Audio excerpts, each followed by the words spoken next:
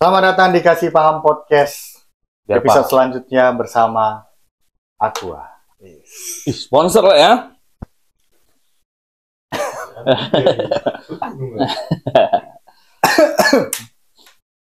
Jadi episode kali ini bersama Tino. Dia adalah generasi berbakat, generasi sukses, generasi muda dari kota Medan. Yang fight di Jakarta melalui hukum-hukum di Indonesia ini. Ya kan? Gimana, Le? Apa kabar, Le? Sehat, Le? Siap, Le. Sehat ya. Jadi hari ini kita khusus mendatangkan Tino untuk membahas hukum-hukum yang ada di Indonesia yang berkaitan dengan masyarakat. Ya, khususnya kita bilang masyarakat kecil atau siapapun kalian harus tahu hukum. Benar lah, haruslah. Harus tahu hukum ya, harus ngerti hukum. Ya, mungkin beberapa dari kita, kalian itu banyak yang nggak suka politik gitu kan, atau zaman sekarang tuh kayak masa bodoh sama politik gitu, karena keadaan-keadaan sekarang yang bikin kita itu tutup mata. Cuman kalau untuk hukum aku rasa semua orang harus tahu. Harus tahu. Semua orang harus tahu ya. Harus ada edukasi hukum lah sama masyarakat. Karena kita nggak tahu kapan kita akan terlibat. Harus paham. Iya kan? Benar. Harus paham, makanya kita kasih paham. Sebenarnya bukan kapan harus terlibat, pasti terlibat. Suatu saat nanti pasti terlibat. Pasti terlibat ya. Pasti terlibat. Contohnya dalam hal-hal kecil aja nih, Le. Apa itu hal kecil yang kira-kira harus orang tahu, Le? Berkendara, berumah tangga. Oh, bagi-bagi warisan itu pasti tuh kan? Itu pasti kan? Ya, pasti. Bagi-bagi warisan. Bagi-bagi warisan. Cuman, Le, ada satu nih opening lah dari aku. Pertanyaan gini. Masalah warisan. Ya. Kan kalau dalam Batak ya. Kalau dalam Batak, anak laki-laki yang dapat. Kan iya kan? Itu kan kalau bagi aku enggak, Le. Enggak tertulis. Bukan dulu. Bentar. Secara umum kan dari kalau Batak kan anak laki-laki yang dapat, yang paling kecil. Dapat rumah katanya gitu kan? Iya, dapat rumah. Gitu. Terus, nah kalau secara hukum tuh gimana? Sebenarnya, kalau tergantung agamanya. Tergantung agamanya. Ada agamanya juga. Tergantung agamanya. Kalau dalam hukum Islam ada pembagiannya. Cowok dan cewek itu beda. Kalau kita dalam yang di non Muslim itu diatur dalam hukum perdata dia. Oke, isinya ya bagi rata. Pembagiannya rata itu. Kalau masalah di suku Batak, sejauh ini kan Batak tidak ada tertulis di dalam hukum adatnya kan, Le? Iya benar. Itu cuma norma aja. Norma. Iya. Dan itu sebenarnya kalau aku konspirasi dari pihak laki-laki aja sih itu. Dia dapat banyak tuh. Konspirasi pihak laki-laki tuh, Le. Iya. Atau memang request dari orang tuanya ya. Iya. Yang ngasih ke laki-laki. Kalaupun ada request, ini sebenarnya nih. Apa tuh? Orang tua juga harus paham sebelum anak-anaknya berkelahi. Sebenarnya orang tua itu bisa jadi hakimnya loh, Le. Macam mana orang tua udah jadi hakimnya kalau udah meninggal orang tuanya? Makanya sebenarnya sebelum dia meninggal, kalau memang dia udah ada gambaran untuk membagi itu, ya udah bikin aja warisan. Bikin wasiat. Bikin aja wasiat, okay. Tertulis ya. Tidak biar harus ada anak-anaknya nggak berantem. Tidak harus ada materai. Tentunya pasti pakai notaris lah, Le. Harus dicemat notaris lah, Le. Oh, wasiat itu harus ada notaris. Bener. Harus ada akta notarisnya lah. Wasiat itu. Biar anak-anaknya nggak berantem ya. Kalau memang dia tahu misalnya lain nih, ini butuhnya dia ini. Misalnya orang tua tahu tuh kakak lain butuhnya ini. Kalau orang tua aja tahu dan memang benar buat aja wasiat, jangan tunggu dia meninggal. Biar anak-anaknya nggak berantem. Hal-hal sepele itu sangat butuh tuh. Itu hukumnya lah ya. Itu hukumnya. Oke. Terus kalau lah zaman sekarang masyarakat kecil itu sering ditekan sama hukum.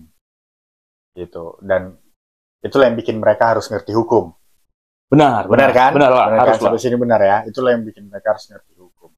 Nah, apa hukum paling basic yang harus mereka ngerti? Yang bisa bagikan ke setiap orang lah gitu.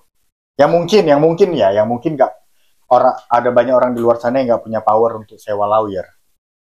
Sebenarnya untuk menggunakan jasa lawyer itu bukan hanya untuk orang-orang yang kaya ataupun orang-orang yang punya bisnis besar. Sebenarnya ya, ada banyak kok lembaga bantuan hukum yang bersifatnya pro bono atau gratis. Dan bahkan sebenarnya lawyer itu kalaulah ada orang yang datang, klien dan tidak mampu, bisa membuktikan tidak mampu, dia harus menerima. Dia harus siap. Dia harus siap bantu itu. Oke, di posisi yang menerima uang atau enggak? Ketika orang itu nggak sanggup bayar. Kalau memang ada ya, Iya. aku lihat kasusnya. Aku bakal teliti dia benar-benar nggak mampu atau enggak. Itu yang pertama. Kalau memang nggak mampu ya aku mau lah. Siap. Siap lah. Menolong orang-orang siap lah, yang kurang materi lah kita. Yang kurang materi, tapi tidak terbatas ya. Tidak mengganggu pekerjaanku yang lain ya. Oh, dalam artian harus banyak faktor yang harus dilihat juga lah. Iyalah. Banyak faktor dulu. Kalau aku masih punya pekerjaan yang lain yang aku dibayar, ya kan aku harus tanggung jawab juga sama pekerjaan. Saya realistis lah. Realistis lah. Cuman ketika nggak ada gangguan lain dan dapat job yang orangnya nggak mampu bayar, tapi harus dan dia benar-benar korban di situ ya. Oh, jadi harus dipastikan dulu. Kalau dia penjahatnya, ya aku mikir-mikir lagi lah, kalau dia emang penjahatnya ya. Kalau dia tersangkanya kan. Gala juga awak udah jahat. Dan juga negara juga menyediakan, Kalau biasanya kalau dia hukuman kalau ini pidana ya, terkait pidana ya, kalau di atas 5 tahun negara menyediakan itu kok. Negara menyediakan kuasa hukum gratis. Oke, kuasa hukum gratis ini di atas pidana 5 tahun dalam artian kita memang udah bersalah. Di terdakwa dakwaan. Oh, berarti kita hadir sebagai yang salah.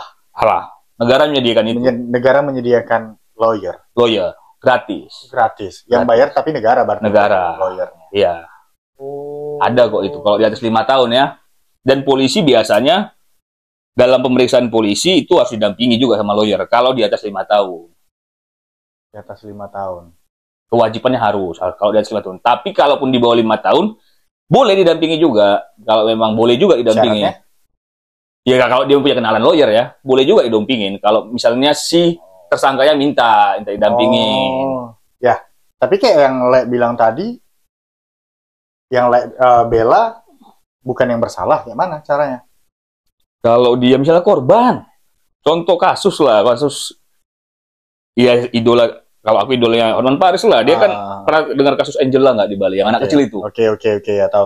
Kan dia bela tukang kebunnya yang jadi tersangka. Ya. Kan dia itu dengar ceritanya dulu itu pasti tuh. Ya. Dia tahu nih. Pastikan dulu Iya, ya. dia dengar kronologinya dulu nih pasti nih. Gimana sih duduk permasalahannya? Dia bela kan tanpa bayar loh. Tapi kan beberapa orang atau beberapa lawyer mau kayak gitu karena mereka tahu mereka dapat panggung, dapat spotlight dari media. Benar. Ya kan? Benar. Coba, kayak mana kalau kayak gitu? Apakah banyak atau masih ada lawyer yang dia nggak mikirin panggung, dia nggak mikirin spotlight? Ada juga. Kalau pasti ada lah. Lawyer jahat ada, lawyer baik juga pasti ada lah. Layaklah salah satunya. Semoga. Semoga karena aku kan masih yang baru lah bisa dibilang, masih muda, masih baru merintis kan. Okay. Semoga masih menjunjung tinggi itulah.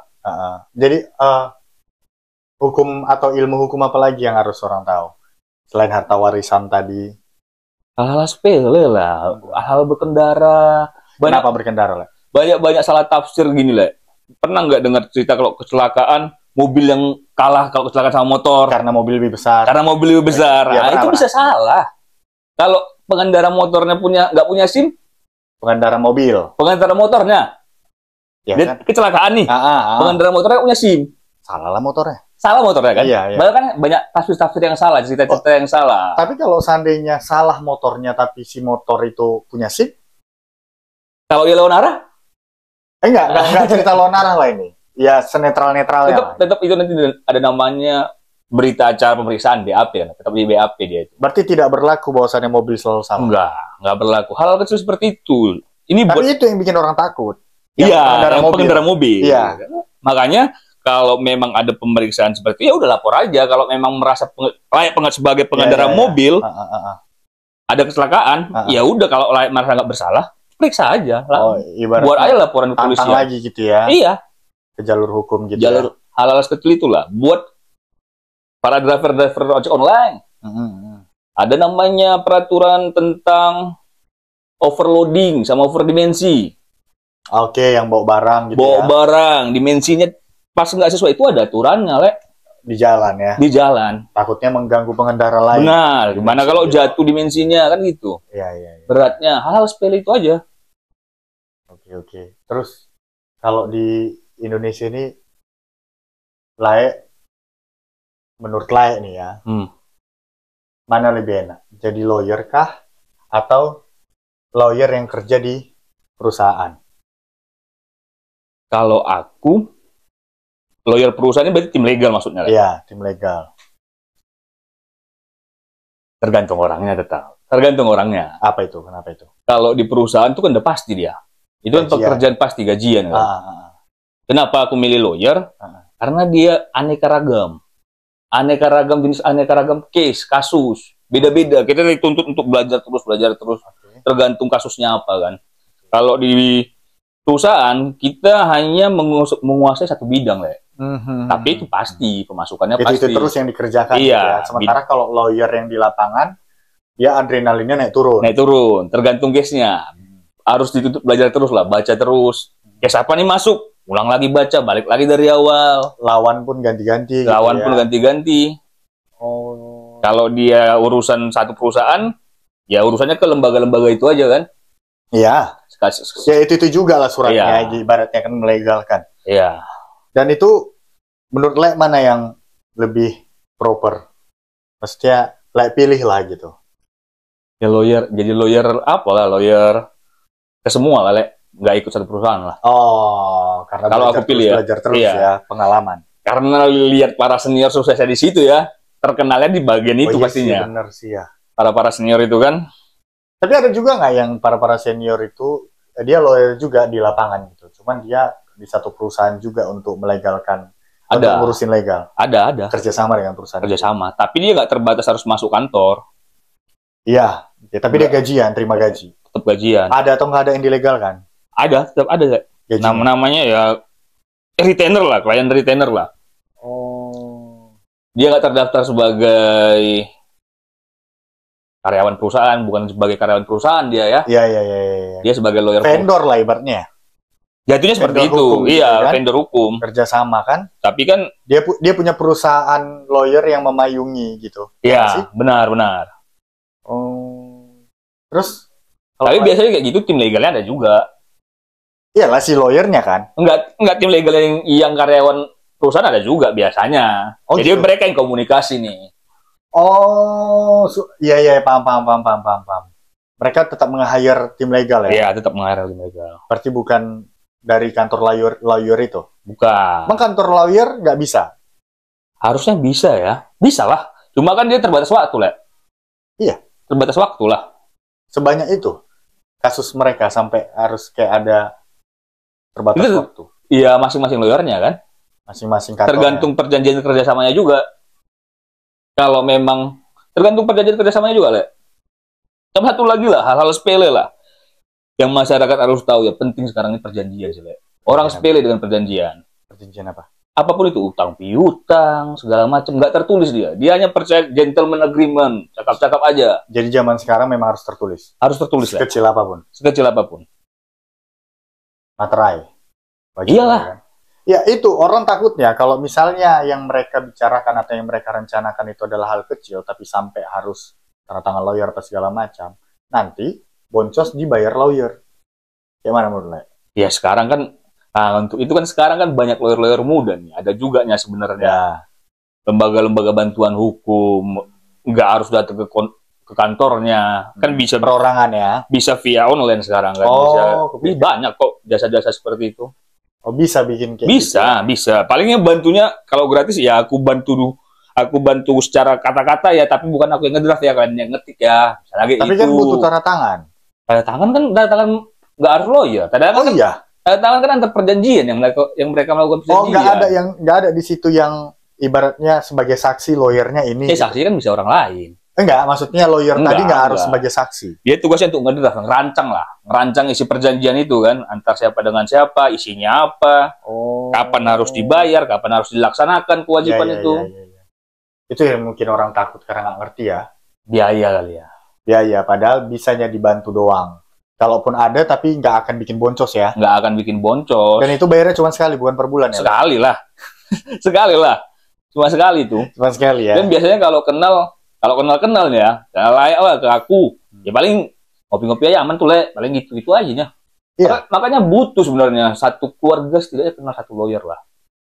Oke. Yang kenal baik ya. Iya. Di Indonesia butuh lah. Setidaknya dia tahu hukum, nggak harus lawyer, dia tahu hukum. Jangan nggak peduli ya. Jangan gitu. nggak peduli. Nah, biar nggak terlibat investasi bodong, Le. Banyak kan, kayak gitu kan. Tapi kan kalau investasi bodong itu, apa namanya, nggak mungkin dia ngasih tahu kita. Jadi konsultasi lah. Sebelum dia melakukan investasi kan kawan ditawarin nih. Iya. Ditawarin konsultasikan Itu yang bikin lah. perjanjian. Iya, konsultasikan lah dengan orang yang ngerti hukum. Oh. Pentingnya orang yang ngerti hukum kita kenal itulah. Terus pakai tanda tangan.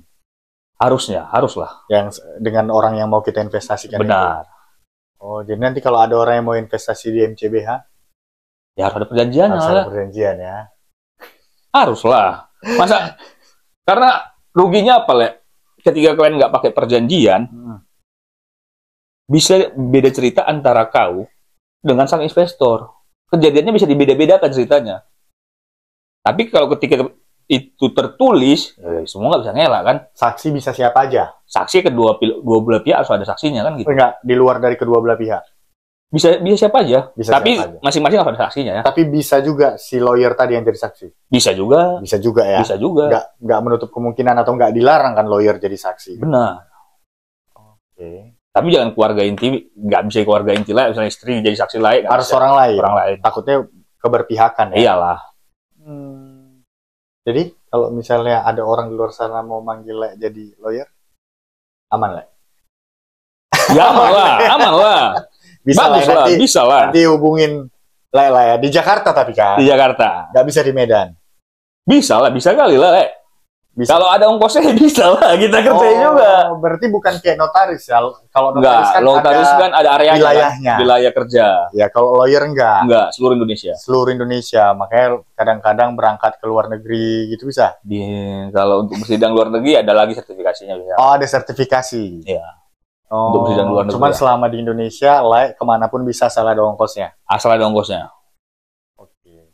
Kalau urusan bisnis ya pasti harus diongkosin oleh urusan bisnis.